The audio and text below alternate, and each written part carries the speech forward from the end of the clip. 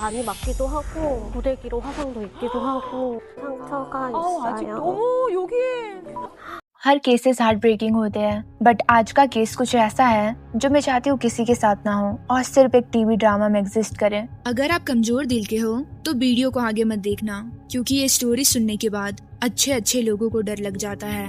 Netflix का revenge drama the glory, जिसमें school bullish के बारे में सीन्स देखने को मिले हैं। ड्रामा में मेन बुली करने वाली पार्क यूनजिन, जो अपने सीनियर ईयर में थी, वो स्कूल के जिम में मून के बॉडी को हेयर कर्लर से जलाती है, क्योंकि मून ने पार्क के खिलाफ पुलिस के पास रिपोर्ट की थी। कई लोग सोच रहे थे कि क्या साउथ कोरिया में बुली इतने एक्सट्रीम लेवल पे होती है या सिर्फ ये एक फिक्शनल स्टोरी है, लेकिन ये पता चला कि बुलिंग बाय बर्निंग एक्चुअली में ट्रू स्टोरी से इंस्पायर्ड है।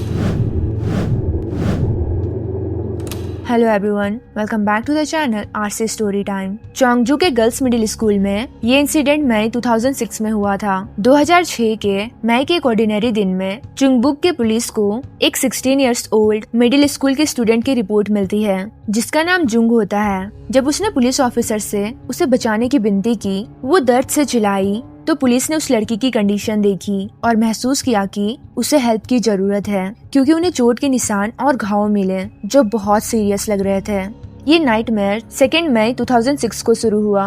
स्कूल के बाद जुंग घर जाने के लिए तैयार हो रही थी, तभी उसके 3 क्लासमेट्स ने अचानक उसे रोक लिया और उसे क्वेश्चंस पूछने लगी। वो उन लड़कियों से क्लोज नहीं थी और वो एक साई लड़की थी, इसलिए उसने जवाब देने के बजाय चुप रहना पसंद किया और इसी चीज से उन लड़कियों को गुस्सा आ गया और उन्होंने उसे पीटना शुरू कर दिया। और जुंग के अनुसार अगले 20 दिनों तक मारपीट और अनथिंकेबल टॉर्चर होती रही। उन लोगों ने उसे लगातार पैसे मांगे। जब वो उन्हें मांगे गए पैसे देने में अनेबल रही तो उसे बुरी तरह से पीटा गया। उन्होंने बेसबॉल के बैट से विक्टिम को मारा और सेफ्टी पिन से उसके चेस्ट को स्क्रैच किया, जिससे उसके चेस्ट पर बुरी तरह से स्क्रैच मार्क्स पड़ गए। उन्होंने विक्टिम को अपनी फिस्ट और फीट से फिजिकली अब्यूज किया, जिससे उसके पूरे बॉडी पर चोट के निशान पड़ गए थे।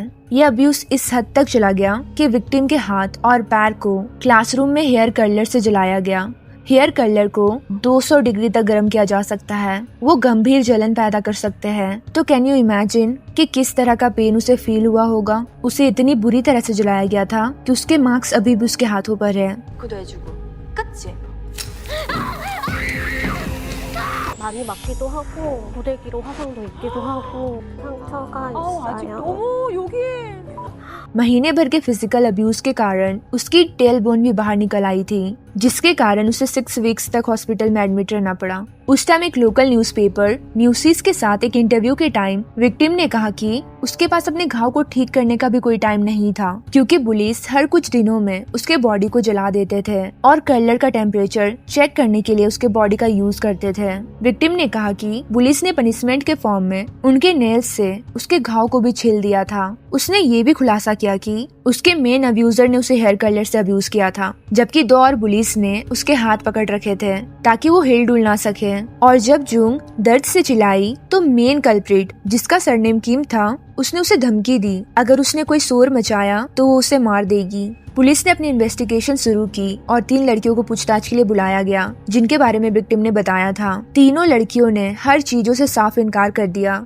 इनिशियली पुलिस ने अपनी इन्वेस्टिगेशन रोक दी, क्योंकि विक्टिम ने अपनी टेस्टमनी चेंज कर दी थी और उसने अपने अब्यूज में 3 दूसरी लड़कियों को शामिल किया। हालांकि ये पता चला कि विक्टिम को फोर्स किया गया था 3 रैंडम क्लास की लड़कियों के नाम लेने के लिए, और उसे फोर्स करने वाली कोई और नहीं बल्कि मेन अब्यूजर किम थी। इससे एक और सीरियस प्रॉब्लम सामने आई।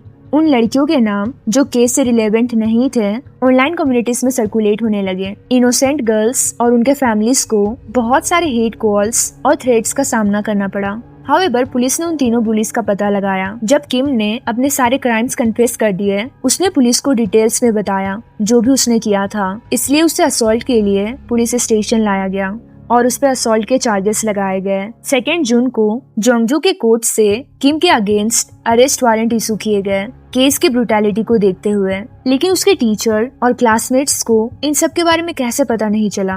पुलिस के अकॉर्डिंग किम ने विक्टिम की बेस्ट फ्रेंड होने का नाटक किया था। उसने बताया था कि विक्टिम उनके ग्रुप के साथ ही रहती थी और वो लोग सब कुछ साथ में करते थे।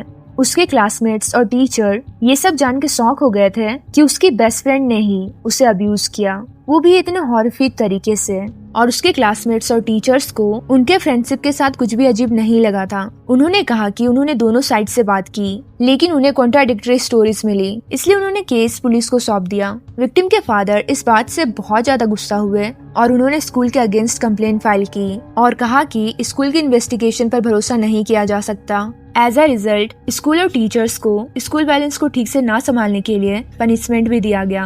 अपराधियों को कैसे पनिश किया गया? सिर्फ किम को अरेस्ट किया गया था, लेकिन बाद में उसे निगरानी में रखा गया था, जिसका मतलब है कि उसे अपने पेरेंट्स या किसी प्रोबेशन ऑफिसर के साथ निगरानी में रखा जाना था। इससे कोई क्रिमिनल रिकॉर्ड नहीं बनता। दूसरे अपराधियों को भी उसके पेरेंट्स के देखरेख में रखा गया था। कोर्ट ने उन्हें निगरानी पर रखने के रीजन के फॉर्म में इस बात का हवाला दिया कि ये उनका पहला अपराध था। बाद में मीडिया के साथ टीयरफुल इंटरव्यू के टाइम विक्टिम के फादर ने बताया कि वो नाइटमेयर से सफर कर रही है और आधी रात को उठ के चिल्लाने लगती है। जब ये सारा टॉर्चर उसके साथ हो रहा था तब वो बिल्कुल शांत थी, लेकिन एक दिन उसने अपने फादर को कहा कि उसे दूसरे स्कूल में जाना है। उन्होंने इंटरव्यू में बताया कि उन्हें रिग्रेट है क्योंकि उन्होंने अपनी बेटी की बात नहीं सुनी। कोरिया में उस टाइम रेयरली किसी पुलिस को बहुत बड़ी सजा दी जाती थी। कोरिया में पुलिस के लिए बस यही सजा होती थी कि उसे ट्रांसफर कर दिया जाएगा या फिर उसे छोड़ दिया जाएगा, और वैसा ही इस केस के साथ भी हुआ। और इन्हीं सारी चीजों के कारण विक्टिम हमेशा पुलिस के पास रिपोर्ट करने से डरते हैं। Thank you for watching, be safe.